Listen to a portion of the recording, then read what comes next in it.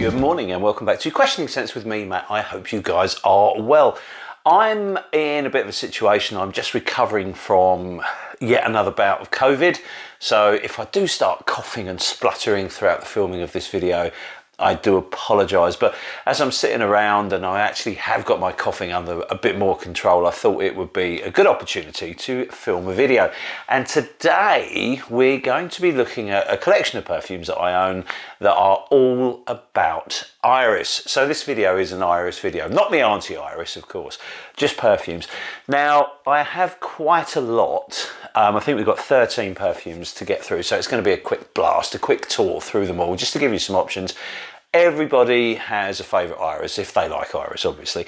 So please don't be upset if yours isn't in here, or, you know, I'm not talking about one you love, because there's so many thousands of fragrances out there, it's impossible for me to own them all. So what we've got is a list of my favourite, my personal favourites. Hopefully you'll like the video and hopefully you'll find something of interest to you there. Now, iris is an interesting note. It obviously has another side to it, which is orris, so you have the plant and the root almost.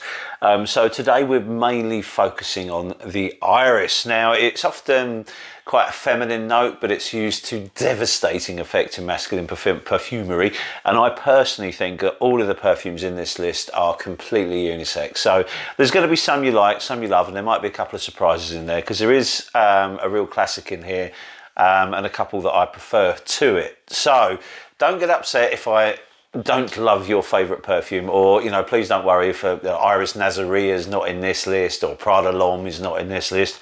You know, there's a reason why some of these I don't own, and there's a reason that some I actually do want to own but don't own yet.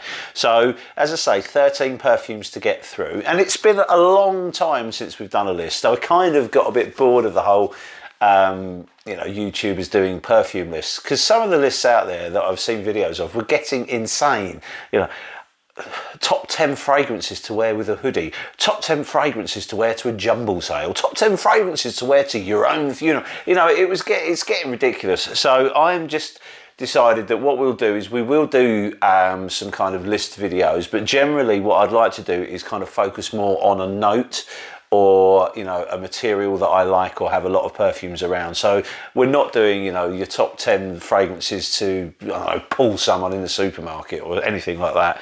This is just going to be more about, you know, my favourite collections of perfumes, or my favourite materials. So this today is going to be all about iris. Okay, so some of these fragrances are completely 100% about iris, iris being the dominant material. Others have iris in them as a kind of a support material, but they actually make the perfume. So we'll start on that front with this one from ormonde, which is evernia. Now, this is the Latin word for oak moss, and this really is a fragrance all about oak moss. But for me, it's such a wonderful perfume, and it's made all the better for this small iris accord that creeps into the fragrance. And what it does is it takes the edge off the oak moss to make this sort of buttery, smooth, creamy perfume that is an absolute joy to wear. This is also one of the cheaper from ormonde, so you can get this for around £49 at the moment. I think a few people have had it on sale, but generally these 50ml bottles will retail for about £100. I think you'll be able to get it less. Obviously ormonde are at the moment changing over the bottle size, so they're going up to the 88ml bottle, which will be a bit more expensive, but there seems to be a lot of these around. I think they were released in a calendar or something like that, so eBay is flooded with these at around the £40, £45 mark. I believe the ones that are going really cheaply don't have this kind of cap, though. They have like a plastic cap, but it's still great. I mean, ultimately, if you're not fussed about the bottle and you just want a fantastic smelling perfume, this one will absolutely tick all your boxes. Completely unisex, beautiful stuff, excellent performance. This is a very long lasting fragrance, and it just has that beautiful creaminess that I adore in a fragrance. So that's the first one we're looking at, and that is evernia from ormonde. Okay, next up we're going to go with ex nihilo, santal calling. So this is going to be a bit of a theme, actually. You're going to recognise these kind of notes in quite a few of the perfumes, but this is a wonderful stuff. It is predominantly a sandalwood fragrance, but that sandalwood as we're going to see in more perfumes, is tempered with a beautiful soft iris. It makes a really lovely airy perfume that's warm and inviting. But I will say this one does smell a little perfumey. So this is kind of borderline sort of feminine. But it is really, really lovely. And if you love sandalwood, but you don't want your sandalwood to be too heavy and too unctuous, this is a really good alternative. I took this to Thailand with me last year, and it was beautiful. I mean, I'm a big fan of sandalwood on a hot day. I think it's fantastic. And this and the iris are absolutely great, especially in the evenings. It wasn't too brilliant in the 40-degree mornings, but when we went out in the evenings, this was fantastic. It has this airy nature to it. Really warm, really inviting, but really comforting. So a beautiful fragrance, and that's ex Nihilo's Santal Calling. Unfortunately, it is an expensive one. But again, there seems to be quite a few of them on eBay, so keep your eyes peeled if you want a bit of a bargain. If not, I think this is around £160 for 50ml, so not cheap at all, but rather bloody lovely. Okay, next up we're gonna go to this one here, which is called Bianco Laos. Now, this is a house that is, it's a sister house to Tiziano Terenzi. It's his other label, and it's called, so this is Giardino Benessere, which is the sister brand to Tiziano Terenzi's TT brand, basically. You don't seem to see a lot about these, but this is Bianco Laos, and it's absolutely beautiful. I mean, look at the presentation. This bottle weighs a ton. I know it's covered in fingerprints. And the cap's huge, but it's beautiful. And this is a really interesting one because it's quite a sweet iris. But there's chestnut in here, there's vanilla, and the performance is staggering. They are quite expensive, but I noticed that Parfum Dreams and people like that are selling this at a really reduced price. So you can get this 100ml bottle for under £100, and the presentation is fantastic. Performance is staggering. This lasts all day. As you can see, I've had it for quite a while, but I haven't use that much juice. That's because it's so strong. So, you know, it really does represent good value. But if you like that kind of creamy iris with chestnut and some vanilla and sweetness, this is it. And it's a really, really good fragrance for a cold winter's day. It's probably a little bit too much to be worn on a hot day. I wouldn't go near this one. But it is really, really lovely. And it's just so unique. You know, there's not many that, you know, there are obviously other fragrances with iris and chestnut in, but none that smell quite like this. So I highly recommend that one. So that is Bianco Laos. Beautiful stuff. All right, that's 3 down. Next one up, we've got this one from Strangelove, New York, and this is called Melt My Heart. This is stupidly expensive. These little 15ml bottles costs well over £100. However, they do pop up and sale at Harrods every now and again. I think I paid £70 for that. £70 for 15ml is insane. I understand that. So 100ml of this is an absolute fortune. But that being said, this is wonderful, wonderful, wonderful stuff. You have to like oud because there's an awful lot of natural oud in this. So it's a very oudy fragrance. Then there's a chocolate accord. So it's almost like an oudy gourmand, but the most amazing buttery iris just calms everything down. Phenomenal performance. This is a real big hitting fragrance. I don't wear it a lot because it's so bloody expensive. I just want to keep it, but it's one that I could just smell all the time. And when you do wear it, a little goes a very long way, but my gosh, this is a stunning fragrance. It just smells so natural, so potent, so all-enveloping. It's absolutely stunning. Okay, so next up we have this one here, which is from Abaco, Paris, and it's called Nuit Doree. This I found in TK Maxx for 16 quid. For this 100ml bottle, so £16. It's an absolute bargain. I think they set out to make a clone of Dior's Bois d'Argent, and they have kind of achieved it. It smells a lot like Bois d'Argent. It's not as rich, it's not as all-encompassing as Bois d'Argent, but if you like that kind of sweetish woody iris that's quite airy, you'll really, really enjoy this one. It's very difficult for me to look at this as anything other than a clone. I don't know if it is officially a clone. I don't really know too much about the house either. I saw it in TK Maxx, quickly got Fragrantica up on my phone, looked at it, thought I'd like the notes, and for 16 quid, I'm more than happy to take a punt. Very glad I did. It's absolutely lovely. I can't fault the fragrance. It's really, really good.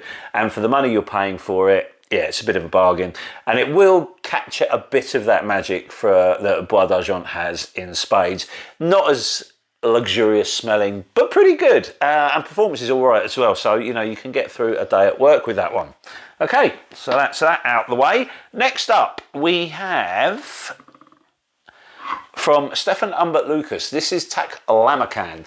Now, I have done quite a lengthy review of a clone of this one from Niche for All, which I think was called Vanilla Benzoin. This has been on my list forever, and I recently got it, and it is fantastic. I mean, it's just such a gorgeous perfume. It's beautiful. It's one of these sort of deserty fragrances, so it's a little bit, or it's quite a lot actually, in the world of like Andy Towers, L'air du Desert de Moroccan. They're not a million miles apart, but what separates them is this buttery iris in Taklamakan that really, really does, it just affects the composition in such a positive way. It just makes everything so smooth and restrained. So there's no rough edges to this at all. There's nothing screechy. It's just one sweet, smooth, vanilla-y, deserty kind of fragrance. Now, the desert that it's supposed to be, you know, replicating a Taklamakan is in China. I've been to China, not been to the desert though, so I don't know much about it. But I get it. It does give you that kind of vast openness, this sort of sandy vibe. Really, really good stuff. And this is a dream to wear on a cold day. So when I get up and leave for work at 5:45 in the morning, I drown myself in this, and it smells fantastic. Really, really strong on the sillage as well. For the first couple of hours, this has got the most inviting train of smell that just surrounds you. It's beautiful stuff. I highly, highly recommend this. Really, really want you to go and try this one because it's beautiful. And for a Stephane Humbert Lucas, it's not too expensive. This is around £130 at Harrods at the moment for 50ml, and that doesn't seem to deviate much in price, so it doesn't seem to go up or down. So I think it is expensive, but for a niche perfume of this quality, with this smell, with this kind of performance, I think it's a bit of a bargain and highly recommended. So I love that one.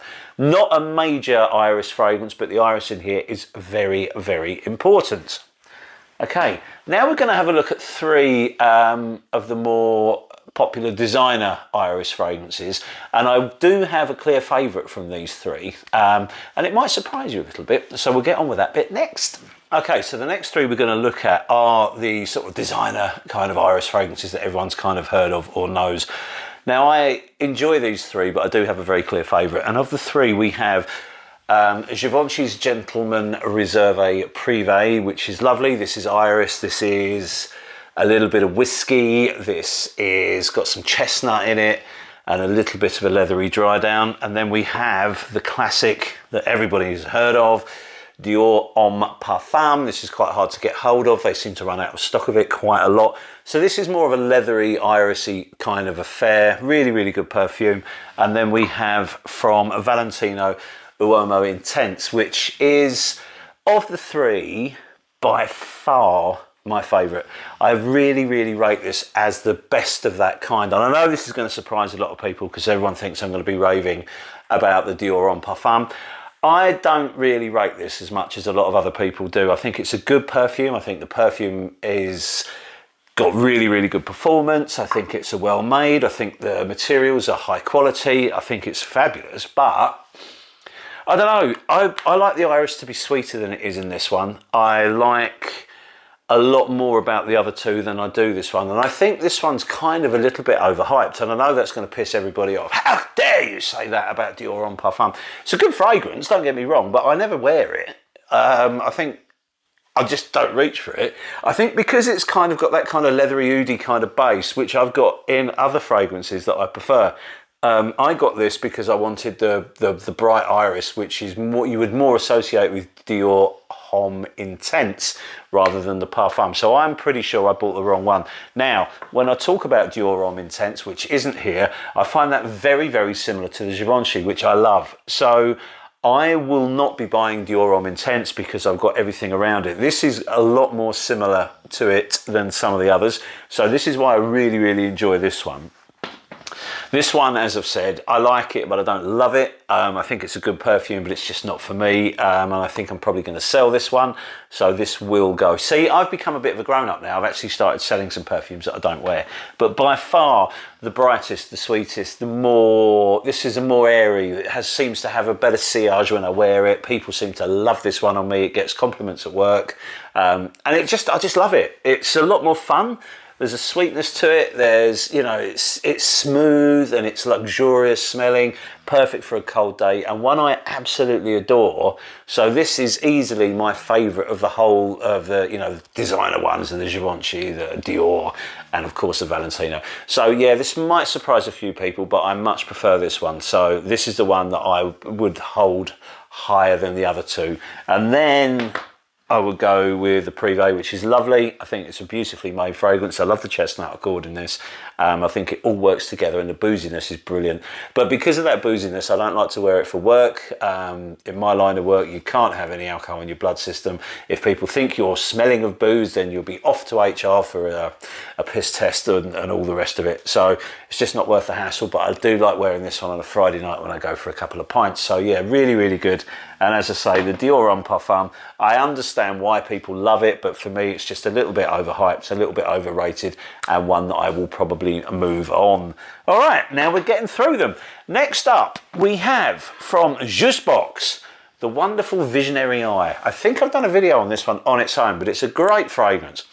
Again, it's irisy, but it's a completely different take on iris. This is very cold and fresh and cool and androgynous, and just that it's superb. It's actually the reason for this fragrance, you know, the raison d'etre. This is a homage to David Bowie and to the Berlin trilogy. So you'd expect it to be modern, cool and sophisticated, which is exactly what it is. I mean, the presentation is fantastic as well. But it's a beautiful fragrance. It's an iris for all year round. You can wear this on a hot day because it has a cool, cold vibe to it. And it has excellent performance. It's just a welcoming fragrance, but it is quite unique. I don't have anything that smells remotely like it, so I'm really happy with this one. And I think this is a beautiful perfume. So highly recommended. Not one you see a lot. Performance is good. It lasts a very long time. It's noticeable for a very long time as well. So in that respect, you've got no worries. And it is unique. You know, it's an iris fragrance, or an predominantly iris-based fragrance that you will enjoy, that will smell different to anything else you own. So I really, really like that one, and you know, highly recommend it. Okay. Next up, we have from Masque Milano, we have La Tessa. This is a really interesting one. It's very, very iris dominant, but there is a champagne accord in this. So you have that kind of lipsticky, buttery iris with brightness at the top. And the one thing that that really makes this one stand out is the fact that it's devoid of any sweetness. It's just zingy and fresh, but buttery and smooth. As it develops, the iris becomes much more prominent, and it's much more important to the fragrance than anything else within it. So this is purely a kind of an irisy frag. This one is very, very much leaning feminine, but it's still a unisex perfume.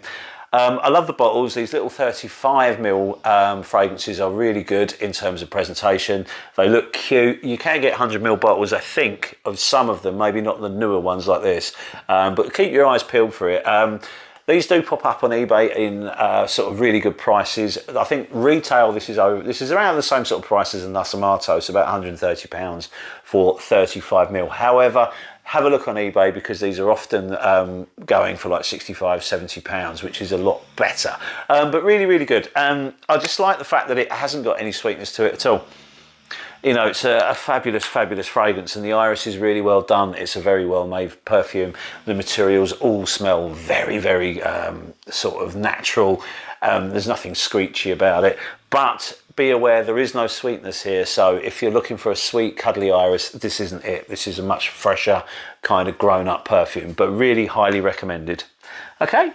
Down to the final two, and this one is my holy grail. This is the fragrance that started my niche or independent perfume journey, and this is Bois d'Argent from Christian Dior.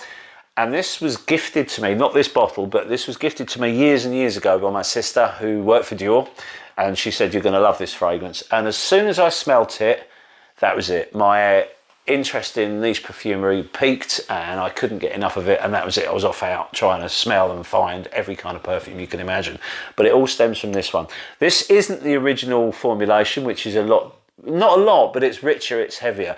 But this is still beautiful. It still captures that airy magic, that soft iris, the polished and silkiness of it. The woods are there. It is luxury personified. I feel $1 million when I wear this. And it is, I don't know, it's just fantastic. I love this perfume so much. Be aware though, some people struggle to smell it on themselves. So despite the fact it's actually quite a potent perfume, people aren't aware of it around them. I'm one of the lucky ones that can detect this. And it puts you in this wonderful sparkly cloud. It's gorgeous. My wife loves it, I love it, people love it on me. It makes me, and the most important thing is it makes me feel incredible when I wear it. So I absolutely adore this one. This will always be in my collection. If you don't want to pay the big money for this one, because it is an expensive fragrance, I have done a video on a Rosa Salas fragrance called Forest Mist, I think, which is down below, and that's a really fantastic clone of the original formulation of this one. Forest Mist is very, very good. In fact, it kept me going for a very long time before I got this. So Forest Mist from Rosa Salas, I completely endorse that. I think it's a really, really good interpretation of Bois d'Argent.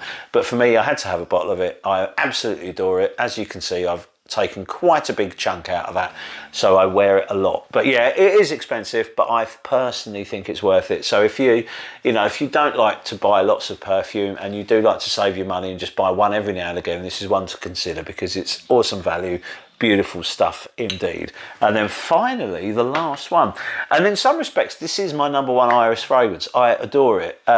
It's just amazing, and it's from my dear friend Maher from Maher Olfactive, and this is called Waking Dream. And this is, for me, just the perfect fragrance because I love Sean's Santal Austere, which is my #1 sandalwood fragrance. And what Sean's done is combined that wonderful sandalwood with a bright iris. There's lots of other stuff going on here as well. There's like a fizziness to it, there's a muskiness to it, there's a sweetness to it, but it's meant to represent that moment of kind of waking up. Are you still awake? Are you still dreaming? Is this now? Kind of thing, which I get because iris is quite a dreamy material, and this works fantastically. It is just my #1 iris and I love it. But he's cheated because he's used that magnificent sandalwood that he's so good at creating as a base note, and the combination of the iris and the sandalwood, I'm just a sucker for it. So I was always going to love this one, and I cannot recommend this fragrance enough. It's a joy. It's an absolute treasure, and I think this goes for between 130 and 150, I think, for a 50ml, and it's money well spent. I'm not quibbling about that at all. I think sometimes you have to pay a little bit more to get the best, and this is my favourite iris fragrance. I would say this is my best iris fragrance. So there you have it. I'm sorry if some of your favourite fragrances aren't in mine, but then again, this is my personal list. These are my personal perfumes. So there you have it. I hope you've enjoyed the video, and we will try to get as many done as we can just to try and catch up and keep the content churning over. So thank you very much for your time. Cheers, thanks, and bye.